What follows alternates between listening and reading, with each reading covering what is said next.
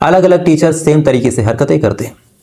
कभी कोई कपड़ों में हाथ डालता, कभी पीरियड के नाम पे 500-1000 रुपए मांगता, कभी पास करने और फेल करने की धमकी देके रात में सोने को कहता। और साथ में यह भी कहा गया कि अगर कोई अपने घर पे बताएगा तो उसके माँ बाप को मरवा दिया जाएगा और उसकी ज़िंदगी खराब कर दी जाएगी।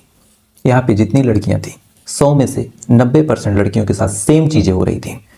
वक्त गुजरता जा रहा था, जैसे जैसे नई लड़कियाँ आ रही थी उनके साथ भी ये चीज़ें हो रही थी। लगभग 4 टीचर थे, उसमें से एक प्रधानाध्यापक था, 3 टीचर थे।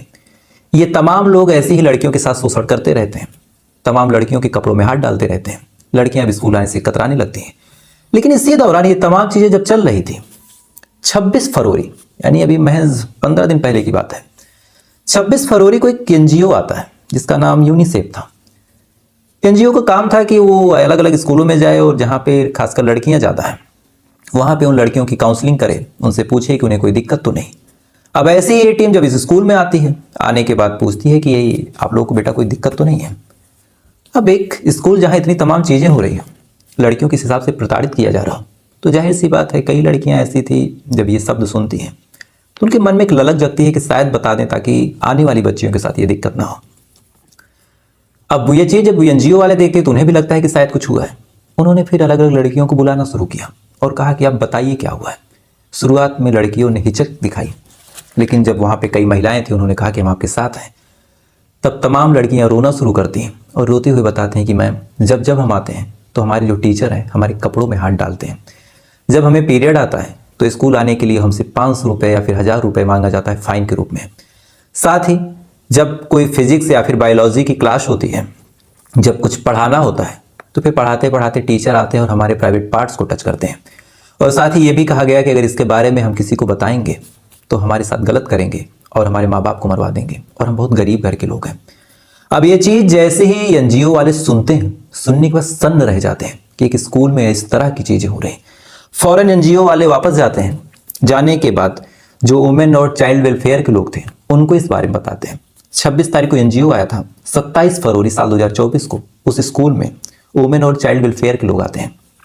आने के बाद वो फिर से इन लड़कियों को बुलाते हैं। बुलाने के बाद अब इन लड़कियों से जब पूछताछ होती है तो फिर से इन लड़कियों ने अपनी आप बीती सुनाई कि हमारे साथ ऐसा हुआ। अब एनजीओ वाले जब ये बात सुनते हैं, सुनने के बाद वो भी परेशान वापस जाते हैं। वापस जाने के बाद 28 तारीख को फिर से वापस आते हैं और साथ ही इस बार कुछ अपनी सुविधाओं के साथ आए थे ताकि इन लड़कियों का बयान दर्ज हो सके। उसके बाद इन लड़कियों का 28 फरवरी को बयान नोट होता है। इधर जब इस बारे में तमाम लोगों को पता चला, धीरे धीरे स्कूल में बच्चियों को भेजा जाना बंद किया गया। इसके बाद फिर फरवरी महीना गुजर जाता है। आप सोच के देखिए कि इस घटना की गूंज 26 तारीख से चल रही थी, फरवरी महीना गुजर गया और अभी तक कोई कार्रवाई नहीं। 1 मार्च आ जाता है। 1 मार्च तक जब कोई कार्रवाई नहीं होती, जो चाइल्ड कमेटी के लोग थे उन्होंने थाने वगैरह में इत्तला किया, लेकिन जब कुछ हुआ नहीं तो फिर 1 तारीख को जो चाइल्ड वेलफेयर के लोग थे वो जाते हैं डीएम साहब के पास और डीएम एसपी के पास एक प्रेस नोट देते हैं, कंप्लेन देते हैं कि ऐसा ऐसा हो रहा है और आप लोग कार्रवाई कीजिए। डीएम साहब और एसपी साहब ये बात जब सुनते हैं कहते हैं कि ठीक है हम कार्रवाई करेंगे। उन्होंने जो थाना था उसको इत्तला किया और कहा कि आप लोग कार्रवाई कीजिए। थाने में सूचना आई, कायदे से 15 से 20 या फिर ज़्यादा भी हो सकता है ये नंबर, इतनी लड़कियों की शोषण का मामला था। लेकिन थाने वाले 2 तारीख को 26, 27, 28, 29, 1, 2 6 दिन गुजर गए। 2 तारीख को आते हैं उस स्कूल में और स्कूल में आने के बाद बस लड़कियों से बयान दर्ज करवाते हैं। बयान दर्ज करवाने के बाद फिर थोड़ी बहुत खाना पूर्ति करते हैं और खाना पूर्ति करने के बाद वापस चले जाते हैं। कायदे से इन लड़कियों का शोषण अभी भी हो रहा, क्योंकि बार बार लोग आ रहे हैं, उनको बार बार पूछा जा रहा। बेचारी अपनी बेइज्जती, अपने अपमान को सहते हुए बार बार फिर से वही चीज़ें बता रही। जो टीचर है जो ऐसा कर रहे हैं उनके ऊपर अभी तक कोई कार्रवाई नहीं। 2 तारीख को इधर जब पुलिस थाने वहाँ पे पहुँचती है, पहुँचने के बाद फिर ये तमाम चीज़ें होती है, लोकल लोग देखते हैं, धीरे धीरे सबको खबर होती है, तब जाके इसमें पॉलिटिक्स एंट्री लेती है। आसपास के इलाके के जितने लोकल लीडर्स थे, जो वहाँ की कांग्रेस है, वो तमाम लोग समिति बनाते हैं। यादव समाज के लोग, दलित समाज के लोग, जो उनके लीडर थे, ये तमाम लोग अब सड़कों पे आते हैं। आसपास के इलाकों की जितनी फीमेल विधायक थी, एमएलए थी, वो भी उस क्राइम सीन पे कायदे से पहुंचती हैं।